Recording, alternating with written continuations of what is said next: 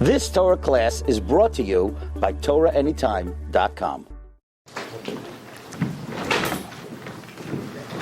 You're on? Yeah, good. Okay, Ruchim Abam, welcome everyone. So tonight we're really approaching and getting close to the Yom Tov of Chanukah. And we have a principle that the parsha that we learn before an upcoming Yom Tov teaches us and reflects on the Yom Tov Haba Aleinu L'Tova. So what we'd like to discuss is to try to understand a little bit about the Yom Tov of Chanukah and see the Yom Tov of Chanukah in an analysis of an episode of this week's Parsha, one of the most dramatic and heart-wrenching episodes in the Chumash, but to try to analyze it from a new perspective. Okay, we begin with a very well-known question, and that is, even though there are many halachas of Chanukah, Chanukah is a major mitzvah, it's a major topic in halacha.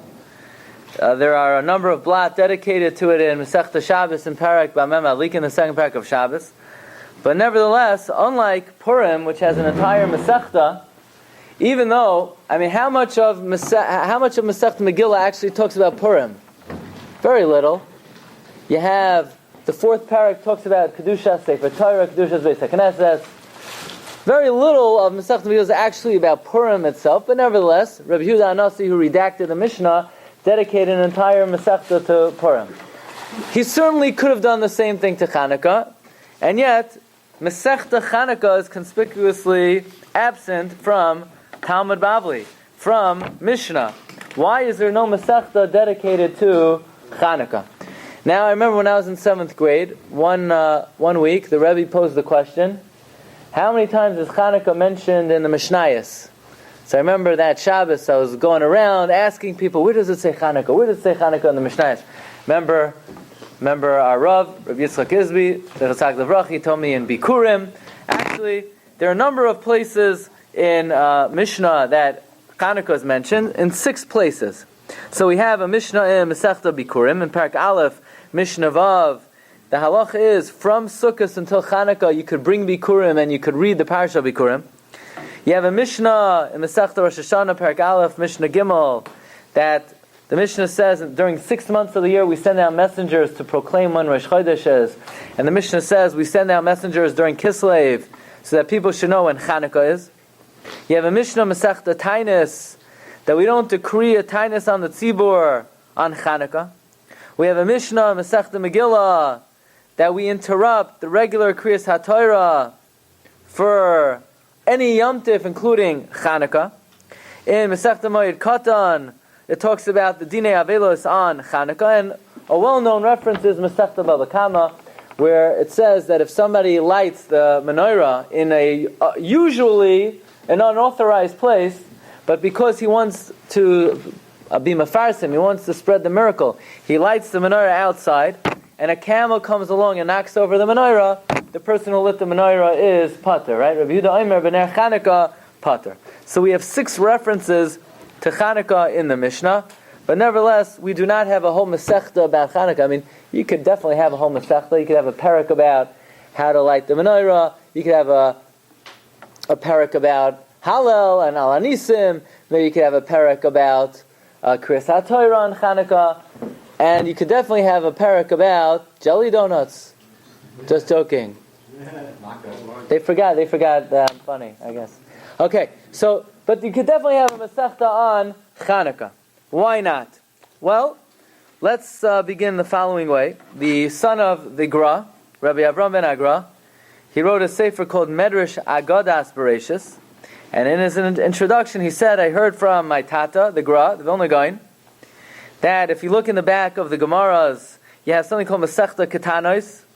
You have Masechta Soifrim, Masechta Kala. Says the Vilna Gaon, there used to be a Masechta called Masechta Chanukah. There used to be a Masechta Chanukah, but we don't have it anymore. It's lost. It's not extant. We no longer have Masechta Chanukah. And this is something that Rabbi Avram ben Agra makes reference to in a number of places, that he heard from his father that in ancient times there was some type of mini Masechta Chanukah.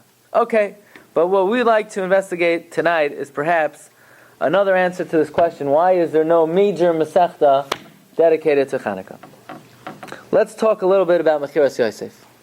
So if you were at the Shiur last night, good. And if you weren't at the Shiur, even better. This way, tonight we're going to learn about, it's not the same Shiur, it's a completely different Shiur, but we're not going to discuss the Rashbam's Pshat and Mechiras Yosef. We're going to go with the regular Pshat and Mechiras Yosef. The brothers sold Yosef down to Mitzrayim. Okay, let's think a little bit. What in the world were the brothers thinking? The brothers, first they want to kill the Yosef. They want to throw him into the pit until Yehuda comes along and says, no, ma betza kinaga zachinu. What benefit do we have? I mean, what were the brothers thinking? Weren't the Shvatim tzaddikim? The Shiftei Ka we're talking about. The Shiftei Ka, their names are engraved on the Choshen. We know Api Kabbalah, the Shelah HaKadosh tells us that the 12 Shvatim represent and correspond the 12 Tserufei Shemois of Hashem. Right? We know Hashem's name, the 4-letter name of Hashem, Yud Kei Vav Kei, has 12 permutations. You could have Yud Kei Vav Kei, you could have Yud and then Hey They Vav, you could have Yud and Vav and then Hey, you could have Hey. Yeah, there are 12 different ways to unscramble, to rearrange the name of Hashem, corresponding to the 12 Shvatim. Now, these are 12 Tzadikei Olam, these are 12 giants. They correspond to the names of Hashem. Would they ever contemplate killing anybody? I mean, even the lowest Jew would never kill somebody. And tzaddikim would contemplate killing their brother. And he's a tzaddik. The Medrash even says that when Yosef revealed himself to his brothers, the Medrash says, was it the right thing for Yosef to say to everybody, go out of the room? After all, once he would reveal himself to the brothers, he's endangering his life. Maybe the brothers would kill him. So, the Medrash says, you know what? Yosef wasn't afraid, because he knew about these tzaddikim, that they would never harm even a guy. They wouldn't harm a fly. So they wouldn't harm a fly. They wouldn't harm anybody. So yet they would kill their brother. Well, what are the brothers thinking? How do we understand the concept of Mechir? What, because of a little jealousy, they're going to kill their brother? I mean, there's always sibling rivalry, but that one brother to 11 brothers should take their brother and throw him into a pit? How do we understand that? What's even more difficult is the comment of the Medrash Tanchuma. The Medrash Tanchuma says that right after Yosef reveals himself to his brothers, says the Medrash, the brothers whipped out their sword and they were about to shecht Yosef until a malach came and pulled them away. Says the Medrash Tanchuma, when Yosef said, Ani Yosef ha'oid Avichai, the brother said, I don't know if Avichai, but one thing we know, you're not going to be Chai. They wanted to kill Yosef. Frek the Shelah. This is moments after they just said, Avol Hashem ma'anachnu alachinu. They had just declared their regret for what they did to Yosef. They had just said to themselves, you know what? Should we have killed Yosef? Maybe yeah. Maybe no. Should we have sold him? They just regretted, right? They said, Avol Hashem anachnu. They said, we are guilty. And the moment Yosef says, I'm Yosef, they try to kill him. So what kind of regret is that? What kind of regret is that? They try to kill him. They wanted to kill him. That's what the Medrash says. Another thing which is just astounding is that we have a concept that there was a cherem, that nobody was allowed to tell anybody what they did to Yosef. And not only did they make this cherem, they joined a very important being in this pact, in this deal. Who are they mishtatev in this deal? God Himself. Ruvain, Shimon, Levi, Yehuda, Yisachar, Zavulon, Dan, and Hashem. They got together, they huddled. They said they put their hands in the middle. You ready? No one's going to tell anybody what we did. Nobody's going to say a word. And the Shvatim and God made a deal that nobody's going to let out the word. Now God's in on Mechiras Yosef. Why would Hashem participate in such a thing? Didn't Yaakov Avinu say about the argument with Kairach, B'kolam al techad kavodi?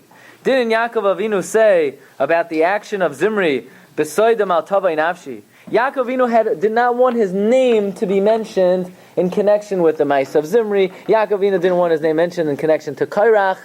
Why would God want to be part of an association who try to sell Yosef HaTzadik? That's what it says. That's what Chazal say. Chazal say that they were mishtatev HaKadosh Baruch Hu in the deal. Why would they do that? How does that make any sense? Why would Hashem join them? Another question. Why did they sell Yosef? I don't know. They obviously they didn't like him. So they hated him. But what's very surprising is that, okay, I could understand why the sons of Leah did not like Yosef. But Bnei Bilhah and Bnei Zilpah, doesn't the pasuk say, Eila Toldos Yaakov, Yosef Shehaya Sheva, right? Eila Toldos Yaakov, Yosef Haya Roy, right? Ben Sheva Esrei Shana Haya Roya Es Echa Vatzim V'Hunar Es Bnei Bilhah Es Bnei Zilpah. He was good buds with Bnei Bilhah and Bnei Zilpah. He used to hang out with them. They liked him. In fact, one of the things that Yosef told his father was that they were mocking the Bnei Bilhah and Bnei Zilpah. They were calling them Avodim. So if they were mocking Bnei Bilhah and Bnei Zilpah, and Yosef was defending Bnei Bilhah and Bnei Zilpah, why would the Bnei Bilhah and Bnei Zilpah be in on the sale? They should have been defending Yosef. They should have been protecting Yosef. No. Not only are they not defending him, not only are they not protecting him, they're in on the sale too. So all of Yosef's friends, all of his allies, all of his brothers, even his own God, they're all in on it. Yosef has two dreams. He dreams of the bundles bowing down to him. He dreams of the sun and the moon and the stars.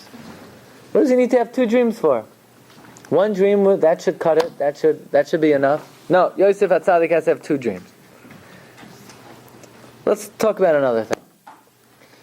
In the sale of Yosef, when they come down to Mitzrayim, and they debate, and they fight, and they argue, back and forth, back and forth, back and forth, it's who against who?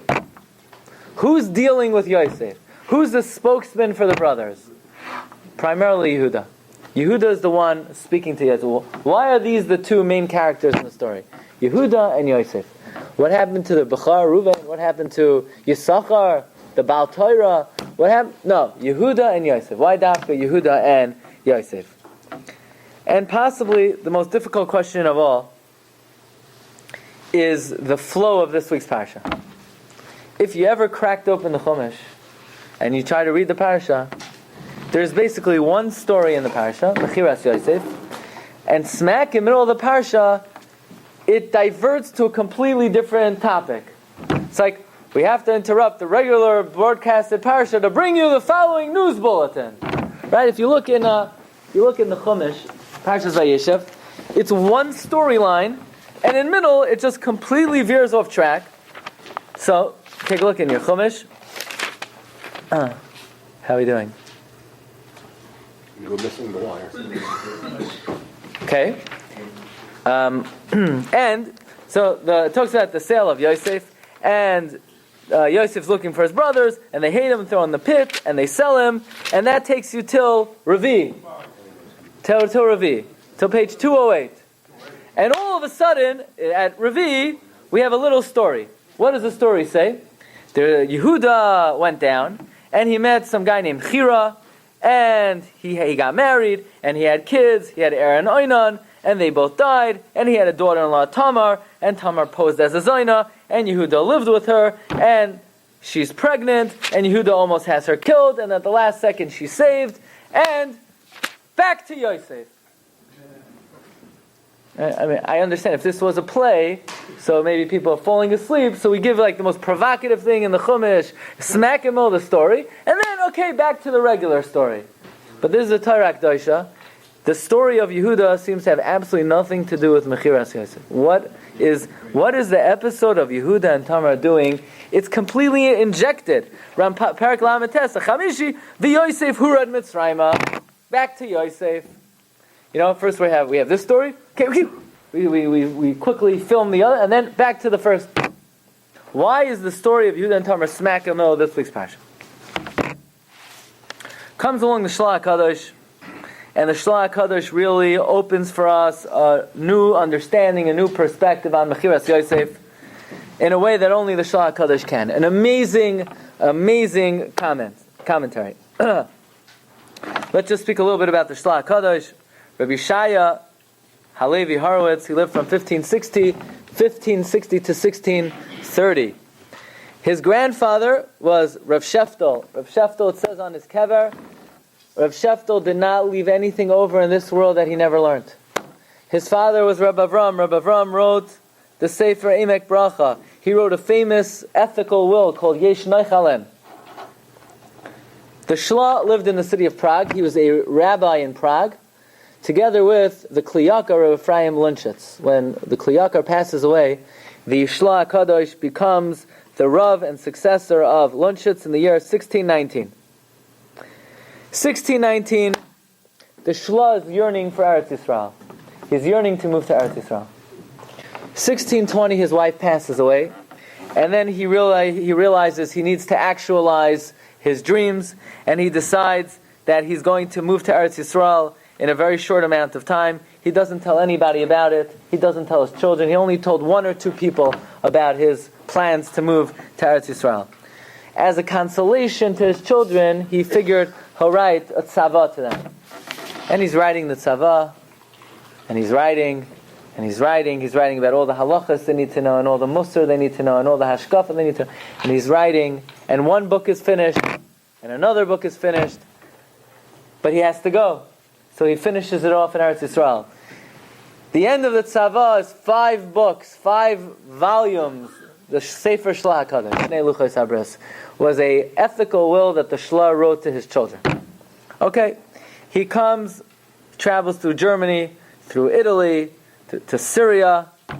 He comes to Tzfas. He's offered to be the chief rabbi of Tzfas. No, he doesn't want to be the chief rabbi of Tzfas. It's all Sfardim in Tzfas. He's an Ashkenazi. He wants to be a rabbi by Ashkenazim. So he makes his way to Yerushalayim. He's the Rav of Yerushalayim. He's Rosh Hashiva of Yerushalayim. He comes to Yerushalayim, and he's introduced to a completely new corpus of information that he never was acquainted with before. The Shelah was always a great Mekubal, a great Kabbalist, but at that time, in the beginning of the 17th century, the Kabbalah, the Arizal, the Kabbalah of Chaim Vital had not made it yet to Europe. So Shelah was not familiar with the Kabbalah, Lorianic Kabbalah it's called. He was not familiar with that. And he makes his way to Yerushalayim, and here for the first time, the Shelah is introduced to the Kabbalah of Chaim Vital, and he became very proficient in the Kabbalah of Rav Chaim Vital. The Shelah enters the gates of Yerushalayim in 1621, Erev Shabbos Parshas Vayetze. Parshas Vayetze talks about what? Yaakov Avinu says, Ein zeh kiyim beis Elokim v'zeh Shar HaShamayim. The Shelah HaKadosh commits himself to write a perush on Chumash called, a perush on the Siddur called Shar HaShamayim. And he says the reason why he wants to write a perush on the Siddur is because on the Gemara, not everyone has Gemaras. On Shulchan Aruch, not everyone's going to have it. But every Jew has a Siddur. He figured by writing on the Siddur, that would give him the most extensive influence in terms of circulating his Sefer. And the Shelah HaKadosh Sefer, Shnei Luchos Habris, was accepted, was Neskabel, B'chol Tfutzos Yisrael, one of the most popular Sfarim. It's on Chumash, it's on Mishnayos, it's on Gemara, it's on Kabbalah. It's a tremendous work. Says the Shelah HaKadosh, in Judaism, there are 3 kesarim, there are 3 crowns. There's Keser Kahuna. Who took Keser Kahuna? Shevet Levi. There is Keser Malchus. Who took Keser Malchus? Yehuda. And then there's Keser Torah. Keser Torah was given to Yosef. Right? Kol ma. Why? Eila told us Yaakov, Yosef. Yaakov taught Yosef everything he learned in the Yeshiva Shimei. Says the Shelah HaKadosh, Levi got Keser Kahuna. Keser Malchus belongs to Shevet Yehuda. Let's talk a little bit about Malchus and Klal Yisrael. The job of Malchus, the concept of Malchus is to promote Malchus Shamayim. It's supposed to be a reflection of the kingship of the Rebbeinu Shalom. So for instance, the king, the Jewish king sitting on his throne, gives a certain kayach to Malchus Shamayim. Now a melech needs a kisei. What is God's kisei made out of? Well, we know there are 4 images on God's kisei. There's a lion, there's a nesher, there's a cherub, a kruv, and there's an adam. But what are the legs of God's kisei? What are the 4 raglayim of God, right? A chair has to have 4 legs. If you're sitting on a chair, let's say during the shiur now, even if you're very, very tired, and you're nodding off, if somebody would remove one of the legs of your chair, I guarantee you would wake up. Right? Because a chair needs 4 legs. So what are the 4 legs of God's chair? Says the Shelah, Abraham, Yitzchak, Yaakov. But there's a problem. Because that chair has no stability. That chair is hobbly. It doesn't have any kiyum. It doesn't have any permanence. The 4th leg of the kisei of HaKadosh Baruch Hu is David.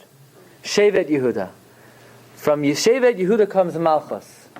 The Shevet Yehuda gives stability and kiyum to the kisei of Hashem. Without Shevet Yehuda, Hashem's kisei, Hashem's Malchus is unstable. It's the Regel Ravi. Yehuda is the Regel Ravi. In fact, says the Shelah HaKadosh, look at the name Yehuda, V'tira Niflois, you'll see wonders. Anybody named Yehuda here? What? 2 Yehudas. Well, it says the Shelah in number 4. The end of number 4, he says, Histakel b'shem Yehuda v'timsa neflois. If you look at the name Yehuda, you see wonders. You know why? Yehuda is Yud Kei Vav Kei with the Daled. The Daled represents the 4th leg of Hashem's throne. In other words, Yehuda is the name of God with the Regel Ravi holding it up. Okay? That's why, says the Shelah HaKadosh, when Reuven was born, it says Vatahar Vateled. When Shimon was born, Vatahar Vateled. When Levi was born, Vatahar Vateled. When Yehuda was born, Vatamoid Miledes. A lashon of Amida, a lashon of permanence, a lashon of Kiyum. When Yehuda was born, God's throne had Kiyum.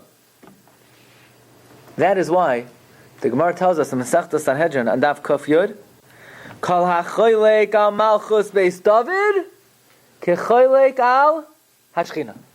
If you dispute and try to undermine the Malchus of Beis David, don't think you're just undermining human royalty. You're undermining God Himself. Because God's Malchus is only reflected and only manifests through Malchus Beis David.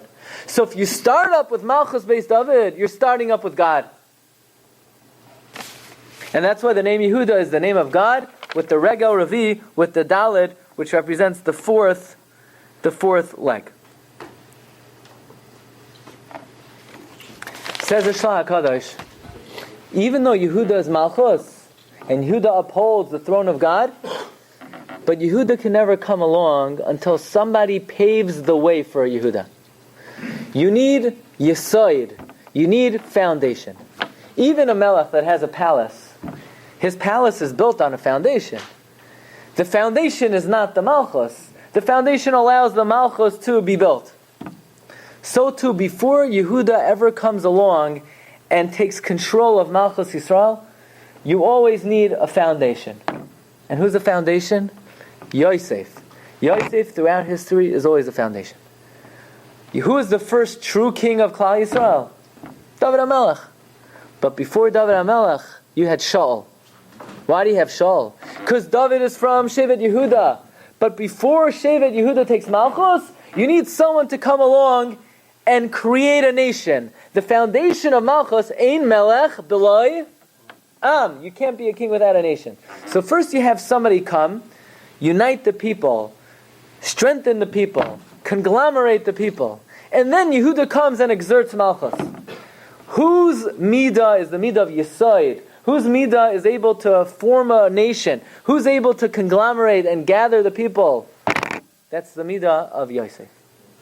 For example, first Beis HaMikdash, second Beis HaMikdash, Shevet Yehuda. But we had something before the Beis HaMikdash. What do we have before the Beis HaMikdash? Mishkan Shelah. Mishkan Shelah is in the chelek of Yosef HaTzadik. Or, for instance, you had David HaMelech. But before David HaMelech, who was the first king? Shaul HaMelech. Shaul was from Shevet Yosef. What? From... But, says the Shelah, even though he came from Binyamin, but it's from the midah of Yosef HaTzadik. Shaul HaMelech is attributed to the midah of Yosef. In fact, That's why it's called Shaul. Shaul is a lashon of Shelah, borrowing. He's not taking Malchus. He's just borrowing it temporarily in order to establish the nation on a certain way so that Yehuda could come along and be a melech. So the midah of Yosef HaTzadik is the midah of Yesod. He conglomerates the people. He forms the people as a nation. And then Yehuda could come along and exert Malchus. That is the verdict of history. That's how it happens every single time. That's how it happens in terms of the Mishkan, followed by the Beis HaMikdash. That's how it happened, Shaul, followed by David. And that's what will happen before Mashiach comes. You have Mashiach ben Yosef, followed by Mashiach ben David. That is the verdict of history. But says the Shelah HaKadosh, all of the examples we just gave were not the first example. What was the first example of this concept? Yosef HaTzadik himself. He is sent down to Mitzrayim to pave the way for the Jewish people, to create some type of environment that the Jewish people would not completely be destroyed and go lost. So Yosef prepares Goshen for them. He circumcises the entire Jewish people, all the Egyptians. He creates a certain environment that the Jewish people would not go lost in Egypt. Yosef HaTzadik is not going to be the Melech per se. He's going to do what Shaul HaMelech did. He's going to set the tone. He's going to create a foundation for who? For Yehuda. B'tzeis Yisrael mi Mitzrayim, Beis Yaakov me'am loyes. When the Jewish people were leaving Mitzrayim, and they were now a Beis Yaakov, only then Haisa Yehuda l'kachai. Now Yehuda could exert influence. Who was the first Degel who jumped into the Yarden first?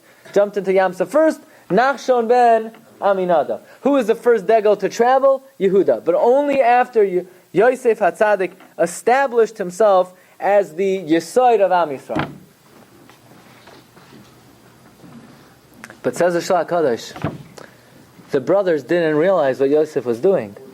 Yosef comes to him, he says, I had a dream. He said, I saw in my dream that I'm going to be the king. I saw bundles bowing down to me. I saw the sun, the moon, the stars bowing down to me. And the brothers say, what? You want Malchus? Hamalach timlach aleinu hamashal timshal banu. You want to be melech? You're not a melech. Yehuda's the melech. You're chaylek of Malchus Beis David. You're usurping Malchus. You're usurping Malchus. You're chaylek al Ashchina. So what did they do? Reuven, Shimon, Levi, Yehuda, Yisachar said, God, come over here. And they all huddled together, and they made a cherem that nobody could say anything, and they included God, because they paskin that Yosef was taking his role of Yesod a little too far. He was bordering, he was going into the other side of the boundary. He was over the line. They felt Yosef was exerting himself beyond Yesod. He was entering the realm of Malchus. But they didn't realize what Yosef was doing. Yosef was not entering the realm of Malchus. He just was trying to pave the way. He was just trying to accomplish the idea of forming and molding Klal Yisrael, so then he could give over the reins to Shevet Yehuda. So I want to say a tremendous chiddush, and I believe it's clear based on this Shelah HaKadosh. What do they do with Yosef? They take Yosef and they throw him into a pit. And what does it say in the pasuk? V'habar reik ein boi mayim. And Chazal say, Rashi brings down from the Gemara in Shabbos, ein mayim ein boi aval nechashim v'akrabim yeshna. There's snakes and scorpions. As they say in French, there are a lot of ways to skin a cat. Why do they want to kill Yosef with snakes? So I believe that very Gemara that says Hachoylek al Malchus Beis David Kechoylek al Ashchina, you know what it says? Amar number 6 on your sheet, the Gemara in Sanhedrin Daf Kuf Yud. Amar Rabbi Yossi kol Hachoylek al Malchus Beis David Roi lahakisha inachash. Anyone who argues on David HaMelech should be bitten by a snake. So they said this is the barometer. Even if we're not sure, is he violating or not, let's throw him to the snakes. If the snakes take care of him, then we're right. He's obviously Cholek HaMalchus Beis David. If they don't touch him, then maybe we were wrong in our assessment. It's very interesting to me Because nowhere in the Gemara in Sanhedrin does it say Kol hachoylek al malchus beis David kachoylek al Ashchina. All it says is hachoylek al malchus beis David roi lahakishay nachash. Afterwards it says anyone who argues on his rabbi is like choylek al Ashchina. Anyone who has bad thoughts about his Rebbe is choylek al Ashchina. Anyone who complains against his Rebbe is choylek al Ashchina. But it doesn't say that about malchus beis David. The Shelah HaKadosh is like putting the two together. The Gemara earlier is talking about Cholek HaMachas Beis David, but it doesn't say it's Cholek HaShchina. The later Gemara is talking about Cholek HaRabbi, and it says it's Cholek HaShchina, so the Shelah is like putting it all together. But what the Gemara does say clearly is that if you try to usurp Malchus Beis David, you should be bitten by a snake. Very possibly that is why the brothers threw him into the pit with the snake. But really, that's not what Yosef's intention was. What was Yosef's intention? He's trying to exercise a certain degree of authority to be able to create a nation so that Yehuda could exert Malchus. So yes, Yosef had dreams of grandeur, but not Malchus. He was just borrowing it, like Shelah Melech, like Mishkan Shelah. Says the Shelah HaKadosh, that is why the Bnei Bilhah and the Bnei Zilpah had a problem with Yosef. If it was just a matter of a grudge, or they didn't like him, so then I understand maybe the sons of Leah, but why the sons of Bnei Bilhah and Zilpah? The answer was, it wasn't a personal thing. It was a halachic psak, that they felt that Yosef HaTzadik, in acting with authority when we have somebody from Shevet Yehuda, is wrong. Malchus belongs to Shevet Yehuda. You can't exert authority if there's somebody from Shevet Yehuda around. By the way, Abarbanel writes, Ad Hayoim, until today, until his time, throughout the generations, Abarbanel says, all the leaders of the Jewish people always came from Shevet Yehuda. Abarbanel says it's not only Malchus, even Torah leadership. Even Torah leadership, Abarbanel says. Happens to be Abarbanel himself was a descendant of David HaMelech. He was Gezem Michoytar Yishai, but that's what Abarbanel says. Therefore, says the Shelah, such a beautiful idea, such a crystal clear idea. Parshas Vayeshev is one thematic story. You know what the story is? The story of Yosef establishing the Jewish people in order to establish, eventually, Malchus Beis David. So we have one thematic story. Yosef was 17 years old. He has dreams of forming Am Yisrael. He dreams of the bundles. He dreams of the sun and the moon and the stars. The brothers say, are you going to rule over us? And Yaakov says, let's see what will become of his dreams. Rashi says, Yaakov knew his dreams would come true. So now the Torah says, and let's explain. And why is he having these dreams? Well, Yehuda now is going to go marry Tamar. And from that union is going to come Peretz. And from Peretz is going to come Oved. And from Oved is going to come Yishai. And from Yishai is going to come David. That's what this whole story is about. Back to Yosef. Let's learn how now Yosef is setting things up. It's not let's interrupt our regularly scheduled parasha to bring you this news bulletin.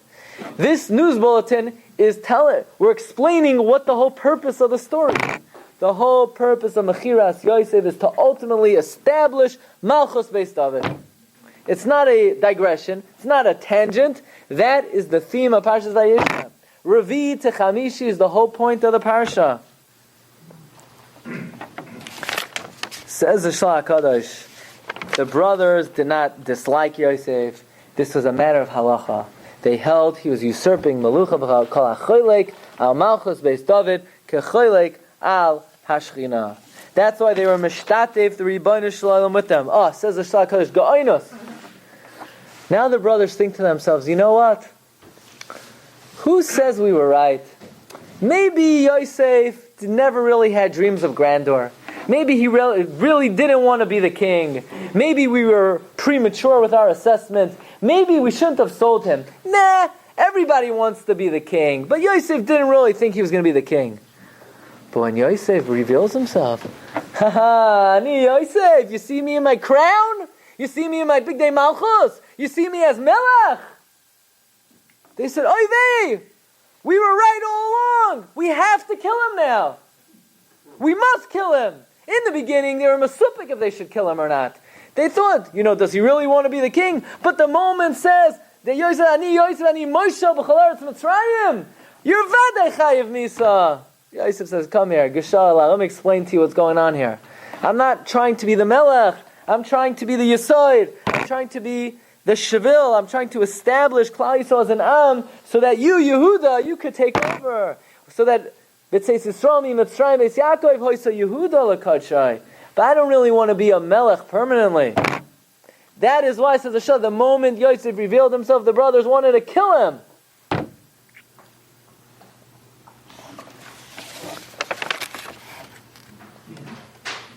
Says the Shelah, number 8. V'alkei nismechu ha'parshiyos inyan Yehuda v'tamar l'mechiras Yosef ki hakol hoisa me'es Hashem l'tachlis echad. It was all one purpose. Mechiras Yosef l'Mitzrayim. Yosef's Adam said, why? Ayidekein yizgalgel malchus Yehuda. Says the Ramban, the well-known words of the Ramban in Parshas Vayechi. Says the Ramban, Yaakov Avinu says to his son Yehuda, Lo Yasser Shevem Yehuda. Lo Yasser Yehuda. What about all those kings that ruled over the Jewish people after David HaMelech? Says Ramban, they were violating the command of Yaakov. What did they have to rely on? They had a prophecy of Achia Hashiloini. Achia Hashiloini prophesied that eventually Yehuda would be afflicted and Melucha would be removed from him. And therefore, says Ramban, they were entitled to make kings from a different shevet temporarily. But says Ramban on the 4th line, V'chasher herichu Yisrael lahamlich aleim mishara shvatim. But when the Jewish people continued consistently, constantly, to appoint king after king after king from the Chashmonaim, from the Hasmonid dynasty, says the Ramban, and they did not restore Melucha to Shevet Yehuda. Avru al tzavos hazakein. They were violating the command of Yaakov, and then Shubahem, they were punished. Says the Ramban, if you look in the Gemara Baba Basra, the Gemara Baba Basra says about the terrible fate that the Chashmonaim suffered. The Gemara says there was a wicked slave named Hordis. He was a slave for the house of the Chashmonaim. Says Gemara Baba Basra, Daf Gimel Amud Beis. And one day he was walking down the street and he heard a heavenly voice. He heard a baskol that says that any slave that rebels today will be successful. So he got up and he killed out all of his masters. And he had his eye on a certain girl. He wanted to live with her. And the girl realized, so she went up to the roof and she called out, from now on, anyone who says that I come from the house of the Chashmonaim is a liar, is a slave, because I'm the last remaining Chashmonai, and I am jumping off the roof. In fact, the Gemara says he preserved her for 7 years in honey. Some say he lived with her.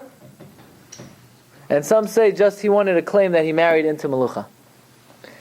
The Ramban interprets this Gemara that the Chashmonaim suffered a terrible fate. That they were all murdered. We once gave a shiur that not everybody agrees with the Ramban. The Ran disagrees with the Ramban. The Abarbanel disagrees with the Ramban. They both say the Chashmonaim did not do anything wrong.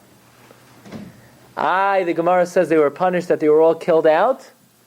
Rav Tzadok HaKohen says you have to read the Gemara differently. That when it says, anyone who says I'm come from the house of the Chashmonaim is a slave, because she's saying I'm the last remaining one, it doesn't mean that. It means like this. Really, there were many Chashmonaim. But anyone who says I come from the house of the Chashmonaim is a slave. Because they were all in hiding. They were all afraid to declare themselves the Chashmonai, lest they be killed by Hordis. But there were many survivors.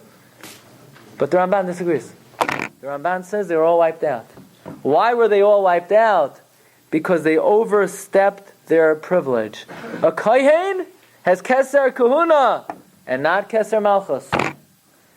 Maybe they could have done it 1 generation, maybe 2 generations, but for every generation, again and again and again, to keep the Melucha in the hands of the Kohanim, says Ramban, this was a violation not of a Isser D'Oraisa, not of a Lav in the Torah, a violation of the ethical will of Yaakov Avinu. And therefore they were all wiped out. What the brothers thought Yosef was doing is exactly what the Chashmonaim did. You hear? What the brothers thought Yosef was doing, that's exactly what the Chashmonaim did. And that's why, one of the reasons why there are many Ramazim to Chanukah and Yosef HaTzadik. Yosef HaTzadik says, V'chimesh Esaretz Mitzrayim. Famous words of the Chidah, V'chimesh, Chodesh, Mila, Shabbos. There's a distinct connection between Yosef HaTzadik and the Chashmonaim, and that is because they both had the same thing in mind. Yosef knew his place, though. Yosef knew to establish the Jewish people, but not to go further than that. The brothers thought he overstepped his boundary. He didn't. But according to Ramban, the Chashmonaim took it a little bit too far, and that's why they were punished. So, there is a idea that is said over in the name of the Chassam Sofer to explain why there is no Masechta on Chanukah, and there are different versions of it, but we're going to say it in the one that's quoted in the Sefer Tamei HaMenhagim, and also in the Sefer Chod HaMeshulash HaChadash. Reb Shimon Sofer says the following. Who wrote the Mishnah? Who redacted the Mishnah? Rabbi Yehuda HaNasi. Everybody knows Rabbi Yehuda HaNasi was a descendant of David HaMelech, Malchus Beis David. Beruach HaKodesh, out of respect for his mishpacha of the Malchus Beis David, Rabbi Yehuda HaNasi was a descendant of Malchus Beis David. In fact, Abar Banel says that Yehuda HaNasi's reign and his power was also a fulfillment of Lo Yasser Shem Yehuda. He felt Beruach HaKodesh to limit the honor that was given to the Chashmonaim, even though the Ramban says about the Chashmonaim an amazing thing. He's ki chayu chasidei elyon. That's a big compliment. They don't say that about everybody. They were chasidei elyon. They were supremely righteous. And the Ramban says further, ve'omoleihem nishtakchu ha'torah v'hamitzvos miYisrael. If not for them, we would not be here today. We would not be learning this. We'd be learning other books. Chas v'shalom. If not for the Chashmonaim, the Torah would have been forgotten. We would not have Torah mitzvahs today. But nevertheless, this was their only infraction. And therefore, Rabbi Yehuda HaNasi, sticking up for the honor, for the prestige of Malchus Beis David, Rabbi Yehuda HaNasi did not incorporate a specific Masechta for Masechta Chanukah.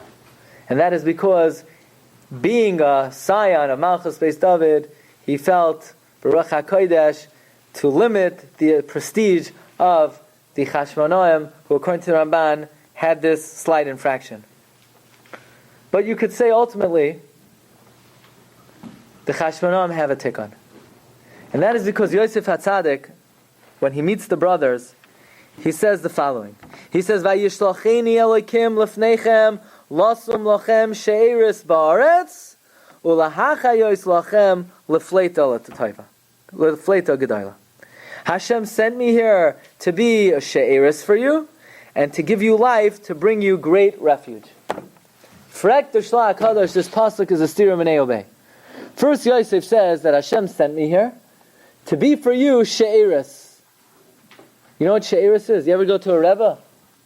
So you go to the Rebbe, so he has a whole big piece of fish in front of him, and he takes the fish. You're lucky if you get the herring, the bone from the herring. That's the shirayim. Shirayim is like the morsels, the crumbs. So Yosef says, you know what I'm here for? I'm here to give you shirayim. I'm here to be a she'eris for you. And you know what else I'm here for? I'm here to be pleito gedoyla. Which one? Shirayim or pleito gedoyla? Says the Shelah HaKadosh, Yosef HaTzadik is alluding to two times that he establishes himself as the Yesoid for Klal Yisrael. The first time is in Mitzrayim. In Mitzrayim, it was only a minor salvation because ultimately we had to go through Golus another 4 times. In Mitzrayim, it was she'eris. But la'asad lavai, before Mashiach comes, Yosef HaTzadik is going to correct one thing.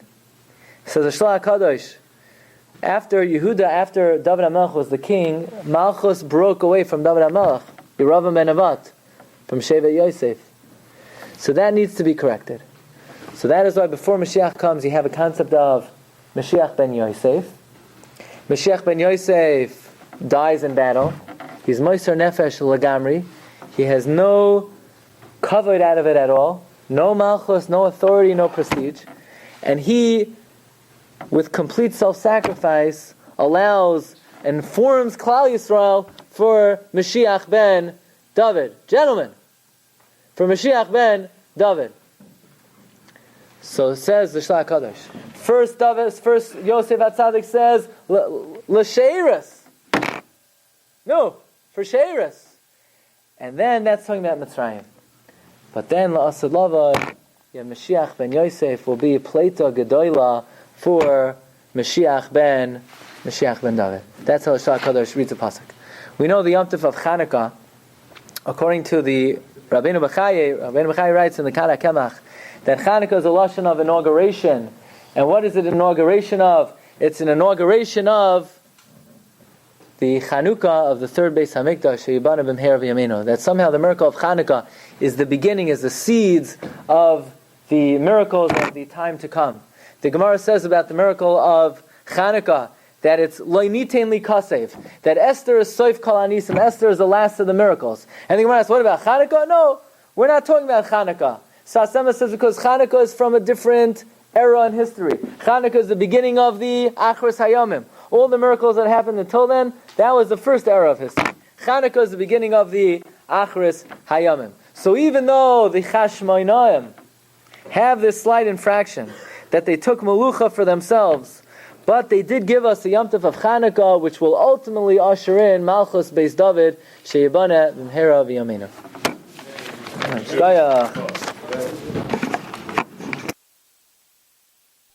You've just experienced another Torah class brought to you by TorahAnytime.com.